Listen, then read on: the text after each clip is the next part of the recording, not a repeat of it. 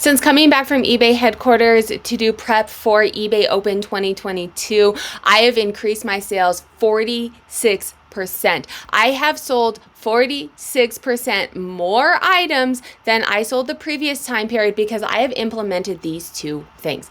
So I'm going to link the video up above about what I learned at eBay headquarters so that you guys can figure out what is going to work for you and things that you can implement into your business. The two things that stood out to me, I'm going to share in this video and why they're working. But the basis for it is I met with a eBay growth advisor after but having access to it from eBay Open, and they pull a report, and it's a lot different than some of the stuff that we can look at. And I really went through it and looked at it, and all of the numbers they're pulling for a reason. They value these numbers. And in meeting with the growth advisor, he honestly was like, I saw your presentation at eBay Open 2022. I'll link the video up here to it. And it was like, you know what you're doing. And I looked at your numbers, and you're above average on every item. Your click-through rates are higher, your conversion rates, so you're selling more items. People are clicking and actually purchasing the items. They're higher than every single average on your category. He went through and we kind of talked out some ideas, but he was like, from a statistics, from your data standpoint, you're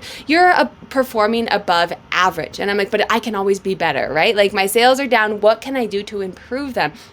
Something that stuck out to me on this is the stagnant and stale listings. Now, I wish that eBay provided this information to us so that we could see what percent are stagnant and stale. So stagnant and stale are going to be items that have been listed and haven't sold, right? And so from eBay's perspective, let's think about it. What does this mean? Why are they looking at this? These are items. eBay wants to make money. We want to make money. eBay wants to make money. They are showing items that are going to convert. If an item has been on their platform for a long period of time, stale or stagnant, then they're going to say, hey, this item's not selling. I'm going to start showing other items that might be selling, right? And this is my basis for what I'm doing. If I have these stagnant and stale items, instead of continuing to let them just sit out there, I know the way that eBay algorithm works, and I'll link a video up here about figuring out how the eBay algorithm works, what it's doing, instead of just trying to check boxes. If you can understand how the eBay algorithm works, you can really start to make better decisions about your business practices on eBay. Like I said, I'll link that video up here. But you're looking at stale inventory, you're looking at stagnant inventory, and the way that the algorithm works is it shows it, eBay's showing it to buyers, but if it's not converting to a sale, they're going to stop showing it. They're going to say, hey, this item's not converting to a sale. I can only show so many listings to buyers. I'm going to start showing different listings in hopes that those are going to sell to the buyers. The buyer who's looking for a pair of Levi jeans, they've showed that pair of Levi jeans to a buyer who's searching for Levi jeans for a year, for 2 years, for 3 years, and no one's bought it, eBay's algorithm is starting to say, hey, what's wrong with this item? Why don't people want it? And there may not be anything wrong with it, right? It may not just be for the right buyer, but eBay's going to stop showing it. And so this is why I've changed these two things. This is the basis off of it. And the first is going to be, I have started doing sell similar. So what this does, and I haven't done this in the past, I always was like, I'm just going to let it sit there and wait for the right buyer. What this does is understanding how the eBay algorithm works, knowing that it is showing your items, it's showing your store to buyers with the potential to buy. After it's been sitting for a while, it starts showing it less frequently because it has new items to sell. The eBay algorithm wants to sell items, and if your item's been sitting there for a year and it hasn't sold, it's not necessarily suppressing it and putting you in jail. It's just trying to make money, and this item has not sold. It's been showing it for a year and it hasn't sold. So sell similar, you can go in and end your item and then sell it similar, and this is going to give it a new item ID. I will link a video up here where I go into how to do this and the results. I did a test scenario for this, so I am a channel that shows you how to do these things because what works for me is going to be different for you. So this video is going to walk you through how to do it and then what tools and analytics to look, or what analytics to look at to figure out if this is going to work for you.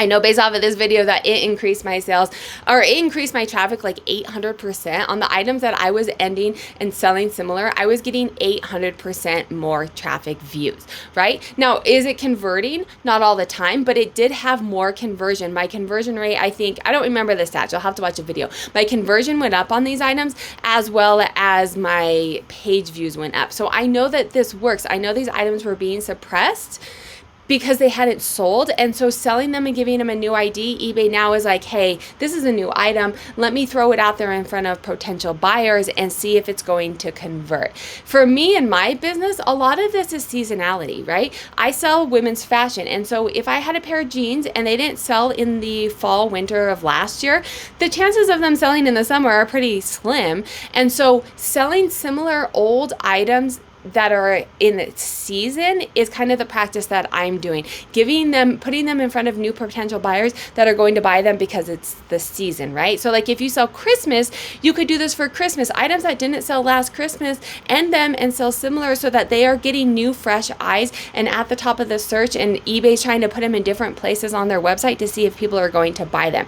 They didn't necessarily not sell because they're bad items, but because people weren't searching for them. And so after a year, eBay's like, well, no one's bought this. I'm going to stop showing it and show other people's items. And then the second thing that I've done, and it goes off of the same concept, is my older items, my stale and stagnant items were not being shown. And so what I've been doing is I've been promoting them at really, really high aggressive rates, right? Because what does promoted listings do? Promoted listing puts it not only at the top of search, not only at the top of Google search, it also puts it in up to 30, maybe even 40. I can't remember the exact number. It'd be in that video. It puts it in a lot of different places on eBay for buyers to potentially find it. So let me show you, those are my stats. Let me show you where, let's go to a listing. Let's say I'm looking for a pair of Levi jeans and I want this pair. If you scroll down, similar items, related sponsored items, any of these sponsored items are promoted listings. So if my item is being suppressed, right, I've had it, it's stale, it's stagnant, eBay's like, hey, this hasn't sold yet, I'm going to kind of not show it as frequently because buyers aren't buying it. Promoted listing is now going to put it in multiple different places. Yes, it's coming out of my net, and so I'm doing this on older items that haven't sold at all, so I'm not making any money out of them, but I have seen, and I will link a video up here of going through how to set up this scenario and figure out your data and analytics behind it. But I did see an increase in sales as well, a 73% increase from doing this on older stagnant. So I am doing promoted listings heavy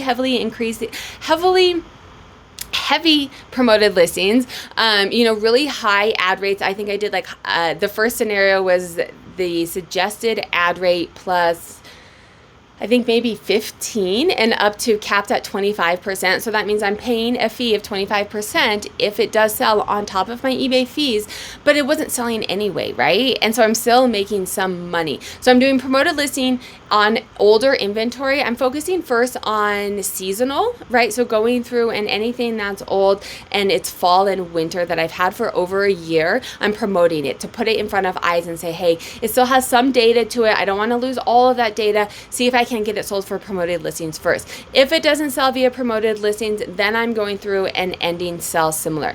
Now, these are practices that I am still working on, so definitely make sure to hit this subscribe button to make sure, I don't know if I'm going to put a thing there, but make sure to hit the subscribe button down below to see how I am making these processes better, right? Because I have a couple different ideas of, do I keep it seasonal? Do I increase the ad rate? And I will show you how I'm doing this so that you guys can do these test scenarios for yourself as well. If you liked, and I'm going to do a little teaser. Let me know down below what you guys think. I am going to see if promoted listings work on an old. I think I'm going to pick like my oldest item that I have for sale, or something that hasn't sold, and promote it at like 80% and see if it'll sell at 80%. So let me know down below if you guys think that'll work. I will do a video on it. I'm going to pick a listing, I'm going to promote it, and then I will do a video to tell you my results. So make sure to hit that subscribe button. YouTube also thinks you'd like this video. I will link a playlist down here of how to make money reselling on eBay and Poshmark, and then do make sure to hit that subscribe button.